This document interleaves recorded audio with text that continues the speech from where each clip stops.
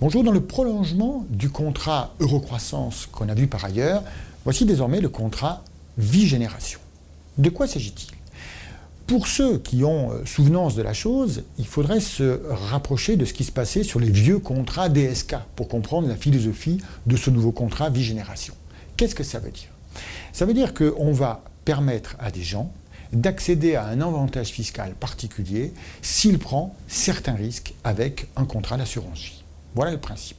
Du coup, de quoi s'agit-il? Le contrat vie-génération est un contrat d'assurance unité de compte, exclusivement unité de compte, et qui doit être souscrit entre le 1er janvier 2014 et le 31 décembre 2015. C'est-à-dire qu'on a 2 ans pour les souscrire, soit en direct, en ouvrant des nouveaux contrats, soit par des transferts de contrats existants.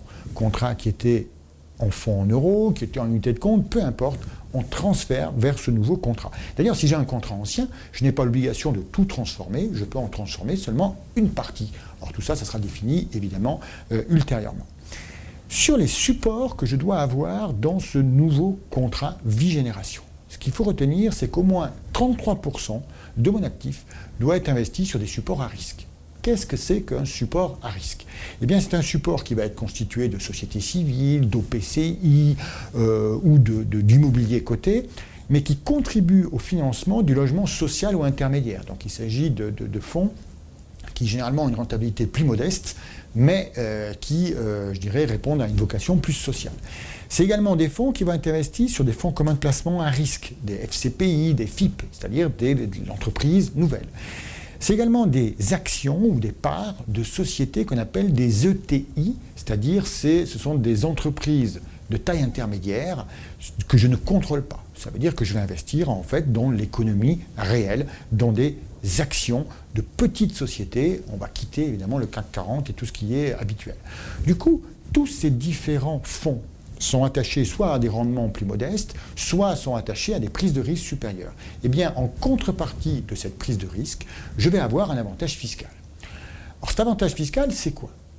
J'en ai pas à l'impôt sur le revenu, ça sera la même fiscalité que les contrats classiques. Et je n'en ai pas non plus pour l'ISF, ça sera exactement la même fiscalité que les contrats classiques.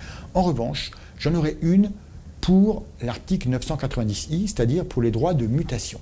En clair, si j'ai ce contrat à risque, ce contrat vie-génération, eh bien, je vais bénéficier d'un abattement de 20% sur la part taxable en cas de décès. Qu'est-ce que ça veut dire? Eh bien, ça veut dire tout simplement que quelqu'un qui aurait, par exemple, 152 500 € de capitaux bénéficie d'un abattement classique. Quelqu'un qui aura un contrat vie-génération, eh bien, jusqu'à 190 000 € environ, si j'applique un abattement de 20%, je reviens à 152 500.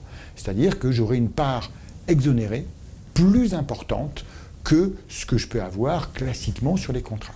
J'ajoute une chose, c'est qu'au-delà de 700 000 €, vous savez qu'au-delà de 700 000 €, on bascule à 31,25% de taxation désormais, eh bien, avec l'abattement de 20% qui nous est attribué, on retombe à 25%, qui était l'ancien taux en vigueur.